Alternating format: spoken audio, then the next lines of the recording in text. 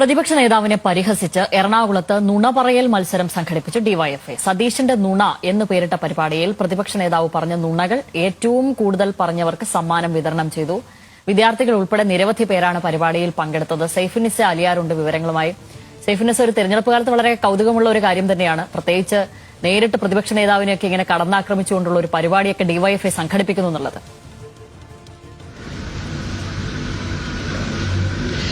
തീർച്ചയായും ശ്യാമലി, കാരണം ഡിവൈഎഫ്ഐ ഇന്ന് എറണാകുളത്ത് അധിഘട്ടം എന്ന രീതിയിലാണ് ഈ പരിപാടി നടത്തിയിരിക്കുന്നത്. എല്ലാ ജില്ലകളിലും ഈ പരിപാടി നടത്തുന്നുണ്ട് എന്നാണ് ഇപ്പോൾ ഡിവൈഎഫ്ഐ പറഞ്ഞിരിക്കുന്നത്. കാരണം സതീശന്റെ നുണ എന്ന പേരിൽ ഒരു ഡിജിറ്റൽ ബുക്ക് ഇവർ പുറത്തിറക്കാൻ ഉദ്ദേശിക്കുന്നുണ്ട്. അതിലേക്കുള്ള കുറച്ചധികം വിവരങ്ങൾ തേടുക കൂടിയാണ്, അങ്ങനൊരു വിവരങ്ങൾ തേടുന്നതിന്റെ ഭാഗം കൂടിയായിട്ടുള്ള പരിപാടി കൂടിയാണിത്.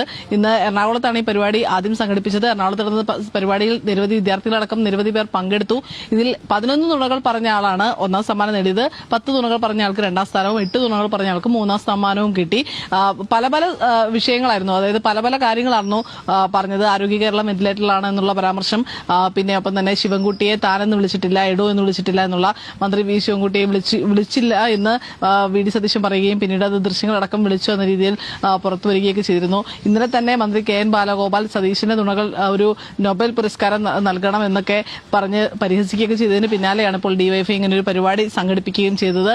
ഡിവൈഎഫ്ഐ സംസ്ഥാന പ്രസിഡന്റ് വസീഫാണ് പരിപാടി ഉദ്ഘാടനം ചെയ്തത്. എന്തായാലും അടുത്ത ദിവസങ്ങളിലൊക്കെ ഈ പരിപാടി നടക്കും. ഓൺലൈനായും ഈ സതീശന്റെ നുണ എന്ന് പറയുന്ന പരിപാടിയിൽ പങ്കെടുക്കാൻ അവസരമുണ്ട്. കഴിഞ്ഞ ദിവസം ഡിവൈഎഫ്ഐ ഇതിന്റെ പേരിലൊരു ഫേസ്ബുക്ക് പേജ് സ്റ്റാർട്ട് ചെയ്തിരുന്നു. ആ ഫേസ്ബുക്ക് പേജിന് ഒരുപാട് ഫോളോവേഴ്സാണ് ഈ കുറഞ്ഞ ദിവസങ്ങൾ കൊണ്ട് തന്നെ കിട്ടുകയും ചെയ്തത്. എന്തായാലും ഇനി ഇത് ഓൺലൈൻ മാർഗവും ഈ മത്സരം നടത്തുന്നുണ്ട്. അത് QR കോഡ് വെച്ച് സ്കാൻ ചെയ്ത് ആളുകൾക്ക് ഈ മത്സരത്തിൽ പങ്കെടുക്കാം. അതിലും ഏറ്റവും കൂടുതൽ പറയുന്ന ആളുകൾക്ക്, ഏറ്റവും കൂടുതൽ നുണകൾ പറയുന്ന ആളുകൾക്ക് സമ്മാനവുമുണ്ട്. എന്തായാലും വ്യത്യസ്തമായൊരു പരിപാടി, തെരഞ്ഞെടുപ്പ് പ്രചാരണ പരിപാടി തന്നെയാണിത്.